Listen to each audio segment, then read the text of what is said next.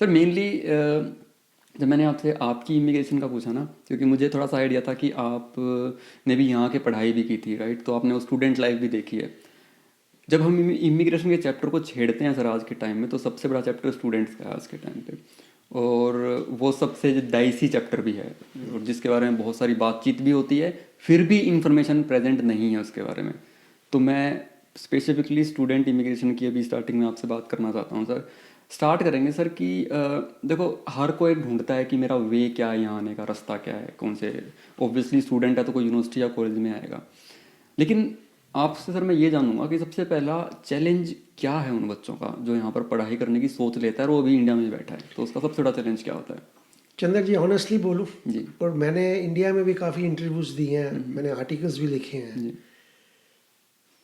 देखिए, मैंने वहाँ भी एडवाइस किया था, जब भी मैं वोकल होता हूँ जी अपने एक्सपीरियंस से। जी मैं जब यहाँ आया था, मैंने पूरी रिसर्च की हुई थी, जी और मेरे को पता था कि मैंने क्या करना है। ओके। मैं यहाँ नौकरी वगैरह नहीं, मैंने कहा था मैंने लॉयर ही बनना है, और मेरा ये पाथ है, जी और मैं ये करूँगा, ठीक है और मैंने किया। ठीक है अब बाकी स्टूडेंट जो अभी आ रहे हैं, जी अब इनको मैं दो हिस्सों में बांटता हूँ। ओके एक तो वो हैं जो कि आ रहे हैं, भी हमने तो इमिग्रेशन, मतलब हमने कनाडा पहुंचना है, पढ़ाई वढ़ाई पता नहीं करनी है कि नहीं करनी, और उसमें भी मैं आऊँगा कि जो कनाडा को इजी हेवन समझते हैं, वो इजी हेवन नहीं है। और वो फिर यहाँ आके फीस दी, वीज़ा लिया, पढ़ाई करी कि नहीं करी, या दूसरे रास्ते में गए, एक तो वो है। जी लेकिन जो सीरियस स्टूडेंट हैं, ये उनके लिए मैं एडवाइस करता हूँ जी दो तरह की। जी अगर तो आप, ये मैं सब स्टूडेंट्स के लिए बोल रहा हूँ, अगर आप ग्रेजुएट या पोस्ट ग्रेजुएट हैं, तो प्लीज़ पूरी रिसर्च कीजिए। हर अवेलेबल एवेन्यू है, वेबसाइट पे है, कॉलेज की वेबसाइट पे है, या आप लॉयर्स के पास पूछ सकते हैं, या रेगुलेटेड कंसल्टेंट से पूछ सकते हैं कि आपके लिए कौन सी यूनिवर्सिटी, कौन सा कोर्स ठीक रहेगा। बट डू नॉट, उनको कॉलेज वाले में नहीं आना चाहिए, क्योंकि यहाँ पर इन्होंने क्या किया, इंडिया में क्या है, इंडिया में जब आप 12th करते हैं, आप कॉलेज जाते हैं, कॉलेज को हम यूनिवर्सिटीज़ कहते हैं, और उसके बाद वो ऊपर चलते हैं। यहाँ पर इन्होंने कॉलेज और यूनिवर्सिटीज़ को दो जगह बांध चुका है। कॉलेज जो हैं वो टेक्निकल ट्रेड्स के लिए हैं, जो कि प्लम्बर, इलेक्ट्रीशियंस, और जो कि वो हैं स्किल ट्रेड्स जो हैं वो स्किल ट्रेड्स कह लो, स्किल ट्रेड्स कह लो। लेकिन यूनिवर्सिटी जो हैं वो एकेडमिक्स हैं। तो जब आपने वहाँ ग्रेजुएशन, मतलब 12th की, फिर ग्रेजुएशन की, फिर मास्टर्स की, मैंने कई पीएचडी देखे हैं कॉलेज में आते हुए। तो अभी तक मैं अपने करियर में जितने लोगों ने मेरे को कांटेक्ट किया कर पाए, या मैंने उनको रोक दिया, उनको ठीक रास्ते डाल दिया।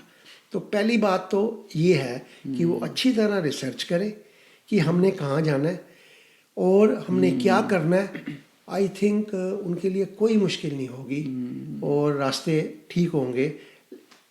गाइडेंस कई बारी मैं बोलूँगा मिसगाइड भी होते हैं, क्योंकि रिसोर्सेज कई बारी उनको, जैसे जो मेन मेट्रोपॉलिटन एरियाज हैं, जिसमें चंडीगढ़ हो गया, दिल्ली हो गया, मुंबई हो गया, कलकत्ता, यहाँ है। लेकिन अगर आप रिमोट्स में जाते हैं, चाहे राजस्थान हो, चाहे हरियाणा हो, तो उसमें फिर जो पीयर प्रेशर, पीयर्स होते हैं, या आपके जो भी एजेंट्स हैं, या जो एजुकेशन कंसल्टेंट्स बने हुए हैं, आजकल एजुकेशन कंसल्टेंट्स बहुत हैं वहाँ पर, ये सब कमीशन पे काम कर रहे हैं। जी तो मेरे पास वो स्टोरीज भी हैं कि कैसे कॉलेजेस जो कि डूब रहे थे, उन्होंने ज़्यादा कमीशन दे के एनरोलमेंट्स अपने कॉलेजेस में करवाई इन स्टूडेंट्स। और देखिए, जहाँ आपकी जॉब कॉलेज में 25-30 हज़ार 35 हज़ार होगी, और यूनिवर्सिटी में आने से एकदम वो लाख 70 हज़ार 80 हज़ार लाख पे, और आप एकदम डिफरेंट स्ट्रीम में चले जाएंगे।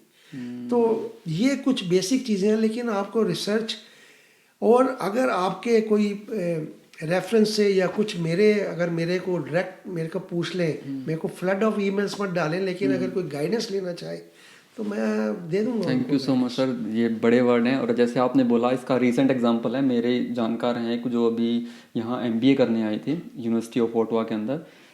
वो अभी ग्रेजुएट अब कल होंगी शायद, आज कल में उनको ट्रांसक्रिप्ट वाला उनका पूरा होने वाला है। She already has 1 lakh per annum job in Toronto, right. तो मैं समझ सकता हूँ कि जो आप बोल रहे हो, लेकिन वहाँ बैठे लोगों को ये समझना ज़रूरी है, इस चीज़ का फील लेना ज़रूरी है कि सिर्फ यहाँ आना तुम्हारा मकसद नहीं है।